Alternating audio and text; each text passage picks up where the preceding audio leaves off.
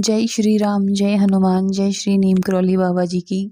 तो भक्तों मैं आज आपको बताऊंगी कि जो नीम करौली बाबा हैं उन्होंने उत्तराखंड में जो स्थित हनुमानगढ़ी का मंदिर है हनुमान जी का, वो उसकी स्थापना किस प्रकार की।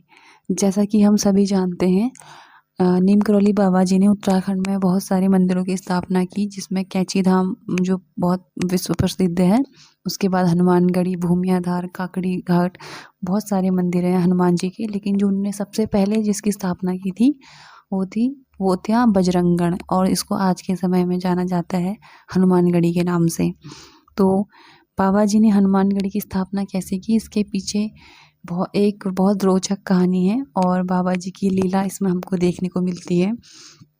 तो कहा जाता है कि जब बाबा जी उत्तराखंड आए थे तो उन्होंने सोचा कि वो यहाँ पे हनुमान जी का एक मंदिर स्थापित करेंगे।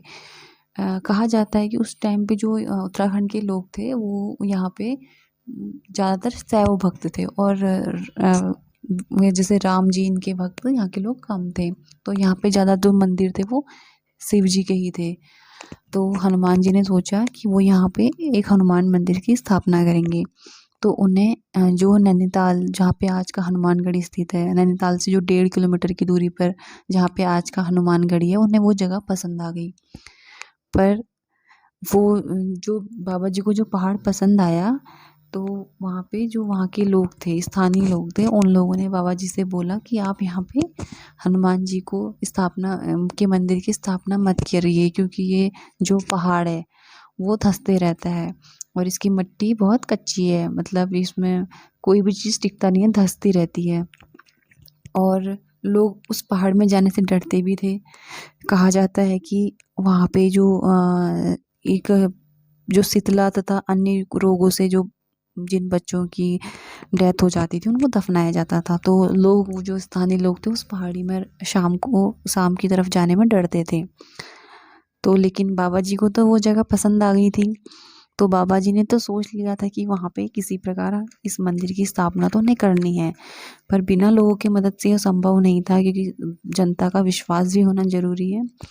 तो बाबा जी ने को पता था कि हनुमान मंदिर स्थापित करने के लिए उनको एकाएक प्रेरित तो नहीं किया जा सकता। तो अब नैनीताल में अपनी लीला के साथ किशनपुर, तो वो क्या करते थे, उन्होंने अपनी लीला के साथ लीलाएं उनने किस प्रकार अपनी करी। और देखिए उन्होंने, वो क्या करते थे, रोज शाम की तरफ एक सड़क के किनारे जो बैठने का एक हिस्सा होता है वहाँ पे वो बैठ जाते थे।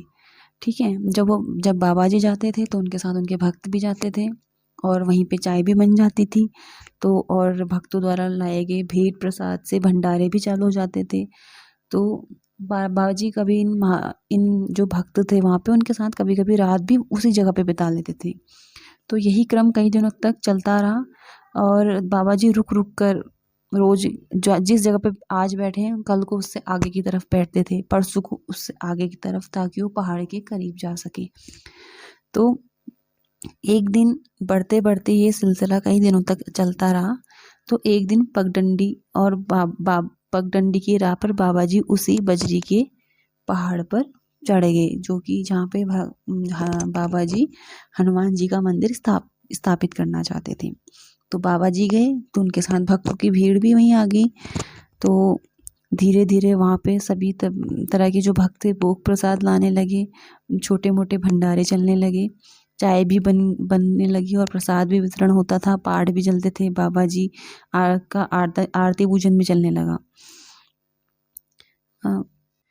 तो धीरे धीरे वहीं पे वो और भी लोगों की भीड़ बढ़ने लगी, कीर्तन, भजन, सुंदरकांड, हनुमान चालीसा के पाठ गूंजने लगे। शाम के समय सब चले जाते थे, पर कभी कभी बाबा जी बिना छप्पर के, बिना किसी वहाँ पे कुछ रहने, मतलब ऐसे रहने का कमरा वमरा भी नहीं था, तो वहाँ पे वैसे ही पूरी रात जो था वो आग वाग जलाकर अपने कुछ कुछ भक्तों के साथ पूरी रात वहीं पे बिता बिता लेते थे। और इस प्रकार जो थी वो भूमि थी उसका परिष्करण हो गया, वातावरण शुद्ध हो गया।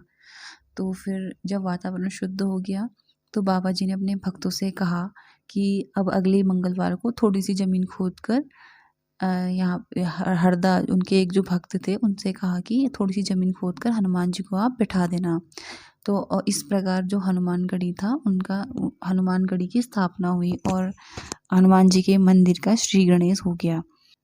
फिर जब मंगलवार आया तो 7-8 भक्त लालटेन के साथ पूरी पकवान, मिठाई, फल, फूल, धूप, शंख, घंटा आदि एवं पूजा आदि की अन्य वस्तुएं साथ में कुदाल फावड़ा लेकर मंगलवार की शाम उस पहाड़ी पर हनुमान जी के विग्रह को पहुंच गए।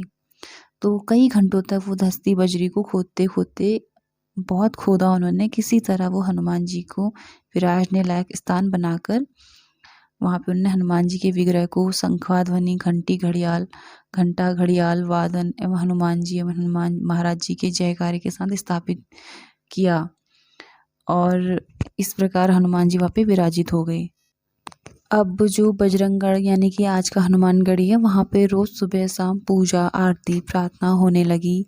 हनुमान जी को तरह तरह के भोग लगने लगे।